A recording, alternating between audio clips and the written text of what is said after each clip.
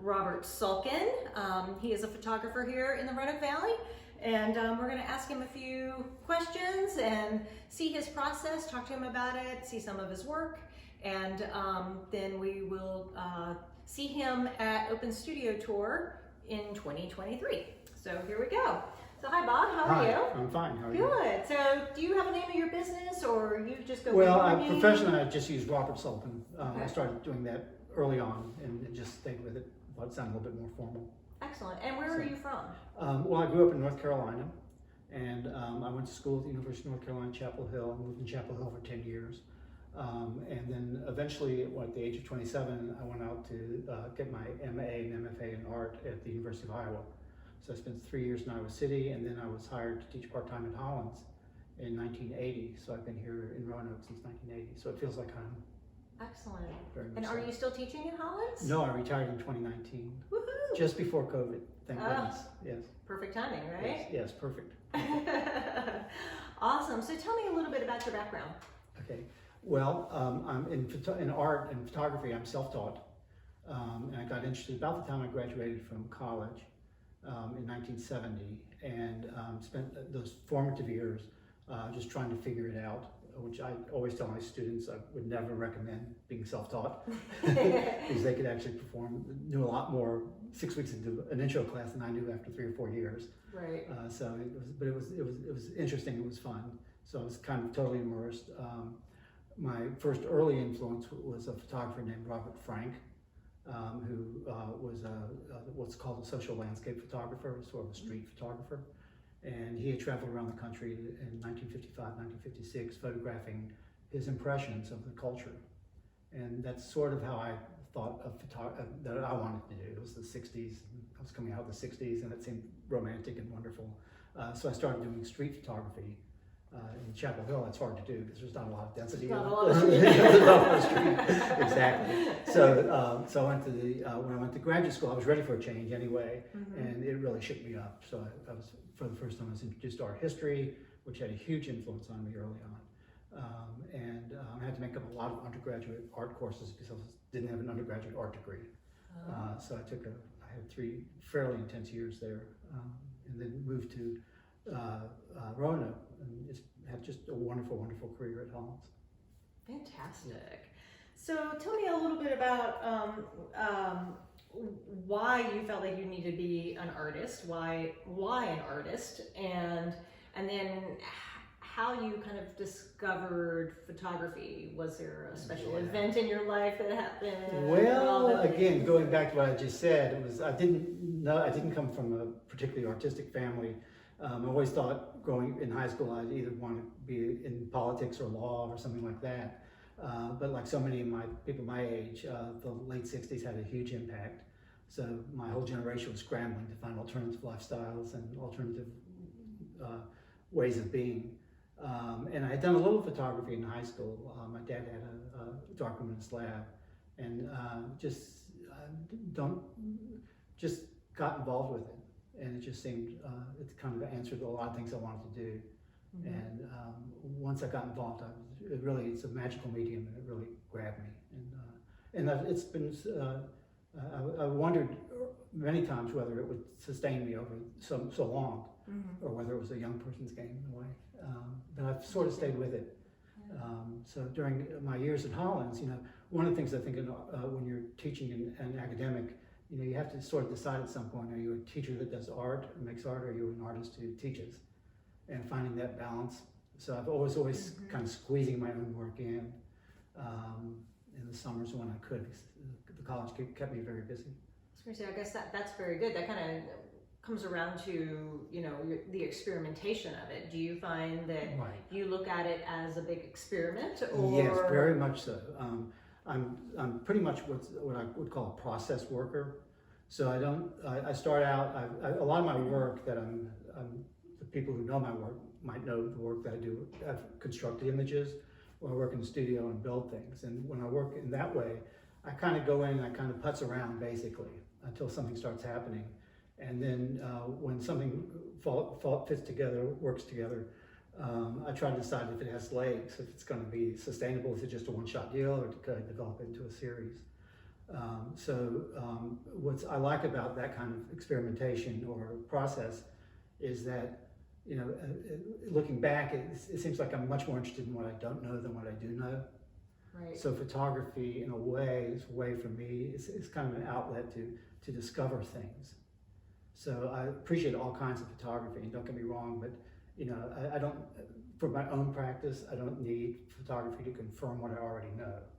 Right. Like mountains are beautiful, or children are cute, or things like that. And I don't have any judgment about people who that is everything. I love that kind of work.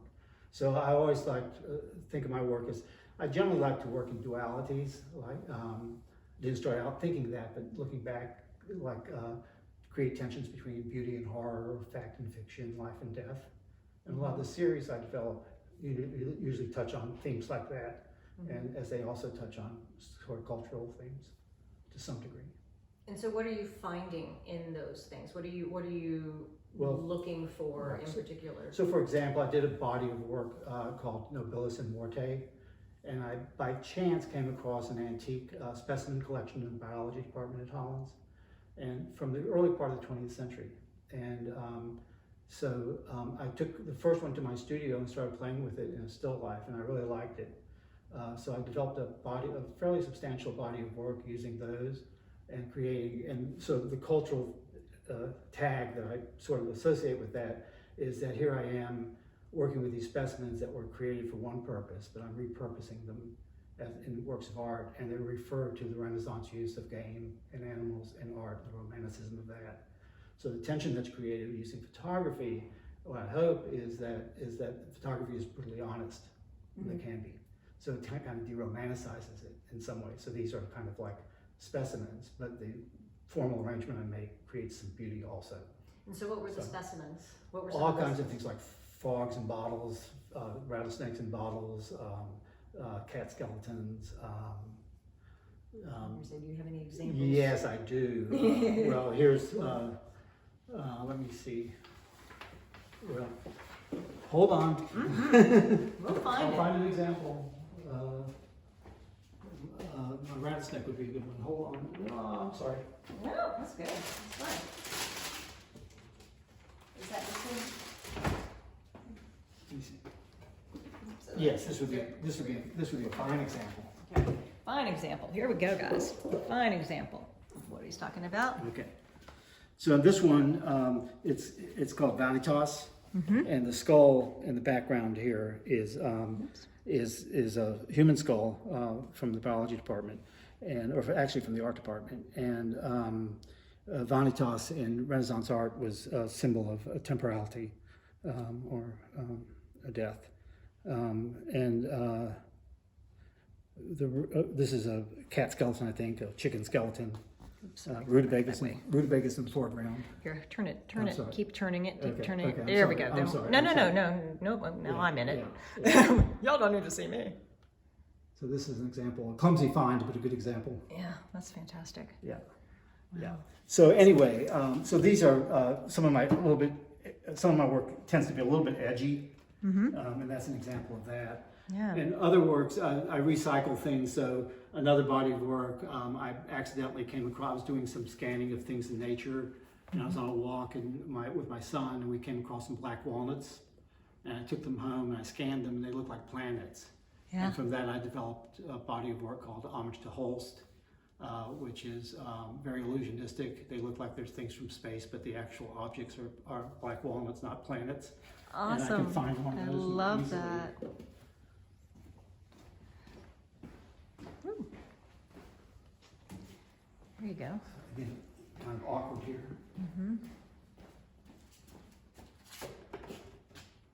Can you see that?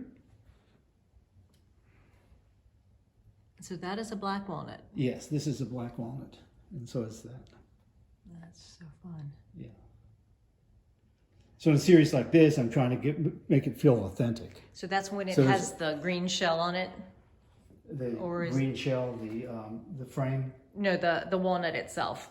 So was it whole? Oh yet? no, they were kind of half and half. Half, Yeah. Really brown, very brown and Brown. very kind of worn. Scraggly and, looking. Yeah, scraggly Awesome. looking. Yeah, very much so. Yeah. I love that. Yeah. That is fun.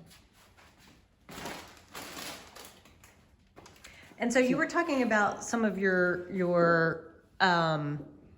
things that you plan. So Right. what did you call those? Constructed images. Constructed images. One of the things I do is I collect junk. So this is a few samples of things I have. I have a basement full. This is about 10%, 20% of what I own. And so what I do is I set these things up, and what I've discovered is that when I do a construction, the more attention I pay to things that aren't the objects, the better they are. So I'm basically the space in between. The space in between. I'm a formalist at heart, so it's the arrangement. And part of the thrill of it for me is working with a view camera and knowing that when I build a construction, anything that changes everything because the camera angle. And if you keep looking at those boards, I can probably find you an image that uses the boards.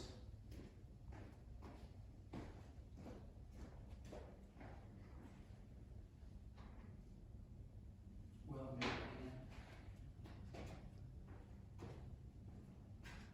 can. Yes.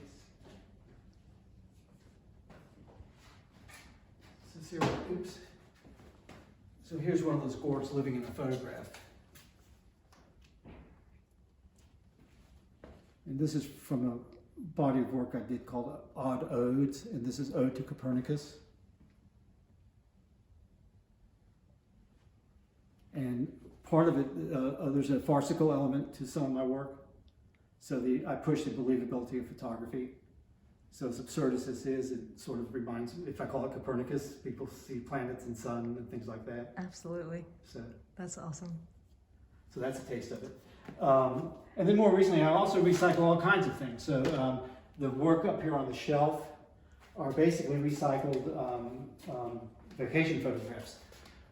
They're, I call them earth poems, and they're highly manipulated in Photoshop landscapes.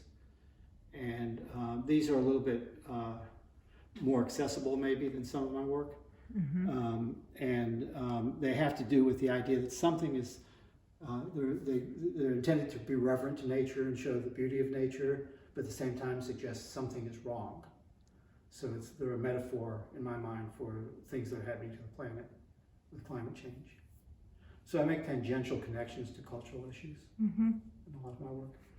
So what kind of tools of the trade do you use for your photography and for your processing? Well, I'm about halfway through my career. Photography went through a dramatic change. Yes, it did. So, whoa, what's this about? Yeah, so yes, from this. Yes, from film and cameras, big cameras, to digital. I remember one time in my office at Hollins, this is probably about mid-90s, I guess, somebody brought a photograph from the science building and said, "This is a digital photograph." And the famous prophet, that's me, looked at it, the pixels were the size of ping pong balls. I said, well, this will never be a threat to photography, was my proclamation. But now I worked 25 years in a darkroom, so I know something about tonal qualities, and I think that was really beneficial when I started doing inkjet printing. So a lot of people say that inkjet prints aren't as good as silver prints, and I appreciate why they say that, but if you can really do wonderful things with inkjet printing. These are actually nicer prints than the equivalent gelatin prints. These are all inkjet prints. Right. Now, these are all inkjet. Yes, they're all. Because that's something that I find that I miss with some of the photography is it doesn't have. There's some feel to it. There's a quality to it that happens from the dark room that doesn't necessarily happen. And if you understand the dark room, you can achieve that in digital, but you have to know to do it because digital by itself wants to be a little brittle. Right.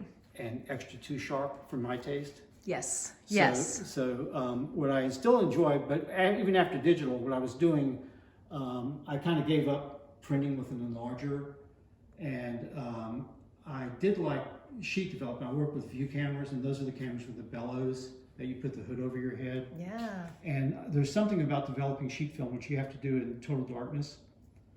So you're sitting there in total darkness, you're shuffling these sheets of film in liquid in the dark, and there's something meditative about it, like you're cradling the film, the product. So in that sense, I'm not a particular materials person, but I like doing that. So I hope to continue with that. And so some of your pieces that have, I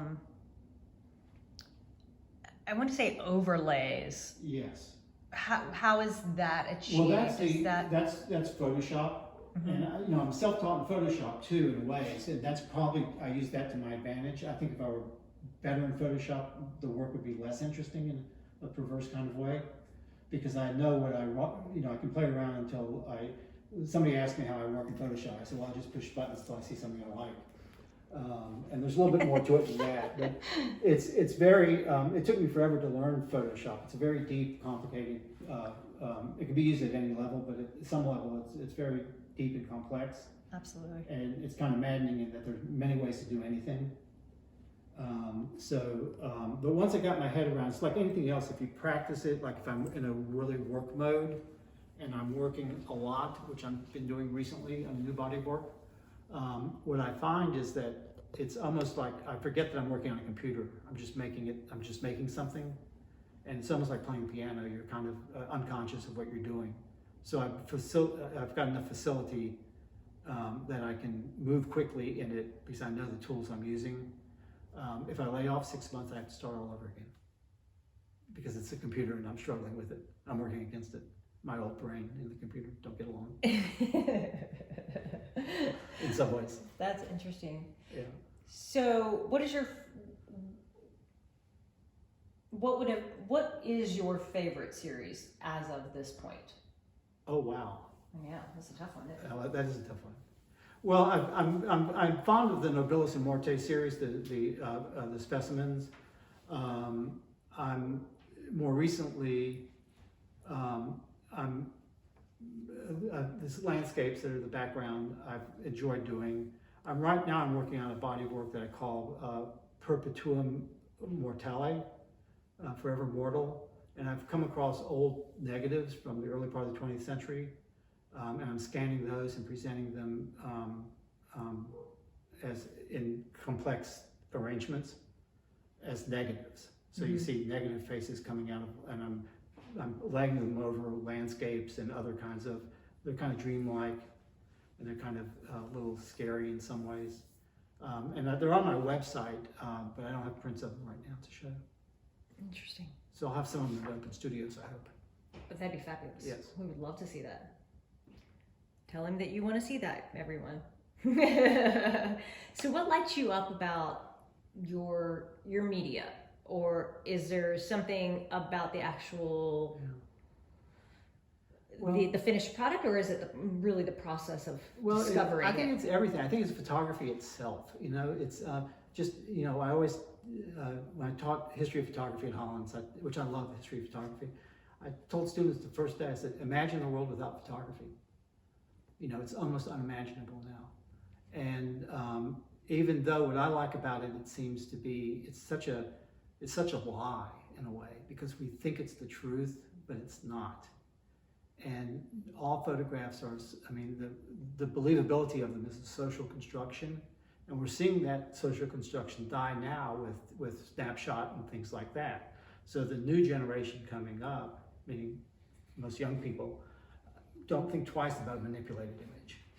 Right. But people would say things to me like, well, I hate manipulated photography, but I love black and white. So black and white is the ultimate manipulation because the world is not, it's getting grayer, but it's not black and white. So again, we internalize that, we internalize it, or we don't see a fixed frame the way a camera does.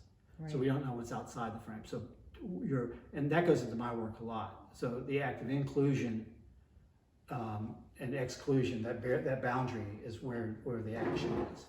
So if you saw any of my work in process, like you walked into my studio and you saw what I was photographing, it wouldn't look anything like my photographs.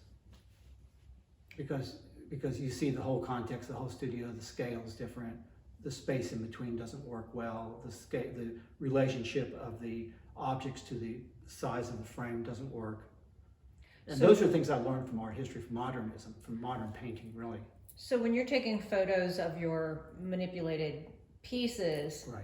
are you just getting, are you typically taking a larger scope photo, and then when you're sitting at your computer, you are manipulating, for a lack of better, you're manipulating it to be the size and the space of it that you want? Not really. I with the construction work, I try to achieve it at the camera, and because that's where I see it happening. So one thing I cannot do in Photoshop, I could if I were better, but I can't rearrange them. Right. So I mean, the basic arrangement is already there, and the layering and stuff. But again, it's a process of constant feedback, both at the camera level and the Photoshop level, because with the camera on a tripod, I mean, I could never do the work if I didn't have the camera on a tripod, because I've got the fixed camera position. So I'm staring at this construction and something's wrong in one little quadrant.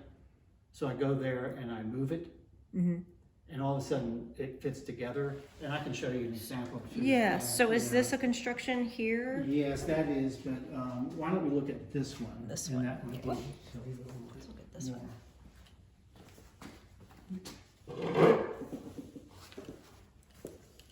Can you see? Okay. So in this one, there's a lot of different elements to it, but if it all really depends on like the little tinker toys here. Let's say that they're not moving in this direction, or they're too close, or they're overlapping somewhere in a way that draws attention away. Then it's not so good. So I might go back and I might manipulate the angle of, let's say, this part that's holding the propeller up there. Or find out the interspaces in here aren't right. And with the camera's not on a tripod, so when it comes together, it's very exciting. And so all of a sudden you just know it, you say yes. And it's the same way when you work in Photoshop, because you can start doing something and you can feel or sense that it's not working. And if you stay with it, all of a sudden it comes together. And that's very exhilarating when it does. I imagine that's true in all art forms as well. Your jewelry, dance, whatever. There's those eureka moments. Oh, absolutely. Where things happen. When you go, that's it. That's it, yeah. And then I don't have to touch it. And then the other thing is my work tends to be a little complex, but the hard thing to do is I guess painters deal with this all the time. Is when do you leave it alone? And when do you stop? And then you can keep adding some more to it and making it so complex that nobody can decode it. It's kind of a jeweler's thing too. Yeah, So yeah, I'm sure. You can keep going, and then you're like, I'm sure. I gotta just not one more tap. You can come put it back there, those. Thank you. And so this one then, this is a that one is from my Ode series. Composition. This is a little bit more playful images. Here, I'm gonna stand here so we don't get the light on Okay, it. does that work? Bring it this way. We're getting the window. That's the issue. Oh, I'm sorry. We're getting the window. There we go. Okay. Do you mind just setting it there? Yeah, no, that's Is that okay. Can okay? you see it? It's kind of dark. Yeah. Okay. Okay, this is called Ode to Horus. And Horus is the Greek god of sound. And there's a Salvation Army type of a symbol. It's from a book of how-to percussion. It's actually really good when it's like that. Okay, I'm sorry. No, that's okay. Much better when it's flat because we don't have any interference. And it's partly constructed in the studio and partly constructed in Photoshop. Okay. Okay, so the suggestion is when he crashes the cymbal, the cantaloupe at the ground splits in half, and it's the sound that's causing it to split. So it's kind of a cause and effect piece. Right. So the basic construction that one could see here with the clamps and everything is done in a studio situation, and then rest of it's built in Photoshop, the diptych part of it. And I'm also seeing a lot of like universe kind of photos. What are these more universe type? Well, this is another example of recycled materials. These are from a series I did called. These are actually paint lids from old paint cans. So I have a friend who's got a studio downtown that had been a paint shop, and I had scanned paint lids a long time ago. So I got about 60 or 70 paint lids from her, and I scanned them, and then I choose the ones that seem more planetary to me. They don't all do that. But again, one of the things about photography, you asked earlier, the magic is that we don't see it until we see it in a photograph. So if you were holding this paint lid in your hand, I don't think people would see it in the same way. It wouldn't say, oh boy, that looks like a planet. It looks like paint. Right. It looks like paint. So when you see it static like this, where it's fixed and it's not moving around, and then I create little environments for it a little bit too. That's really awesome. Yeah. And the scanning is wonderful. It's a scanner almost works like a large camera because the resolution is good. I mean, the digital photography, as much as people, want to go back, it's pretty magical. That's really cool. So your that's really fun. So you're doing several different processes and steps along the way to get the desired effect. Yeah. And there's some commonalities. I mean, the recycle or repurpose materials is often something I do.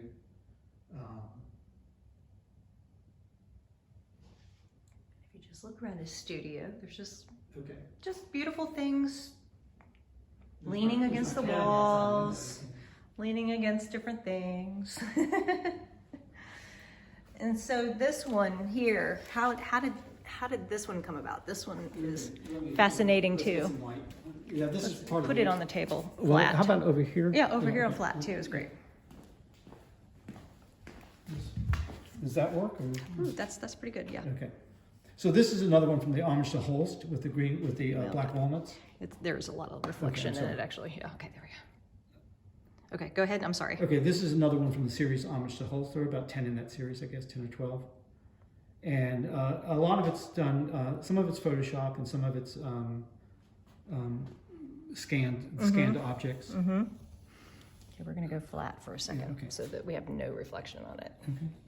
Then I think we can see it a little bit better for people. And one of the things I try to do is I try to build in some sense of authority in them. So things like the drawn lines and stuff might look like something that happens in a science lab or that astronomers might be working with. And the odd little frame that's around it is an old lantern slide frame. We have a collection of old lantern slides. Those are 4x5. They preceded 35mm slides. And they're wonderful as objects. Yeah. And I thought, well, if I throw them in that, then they'll seem like they're real objects. So the highlight for me with this series was I had a show at the Perspective Gallery at Virginia Tech. And at the opening, there were these two guys looking at this body of work. And so they called me over and they were having an argument. And they were graduate students in physics. And they were trying to figure out where in the universe these things were. Oh, funny. So in my head. Yeah. So that was pretty good. I like that. That's awesome. I love it. That's so much fun.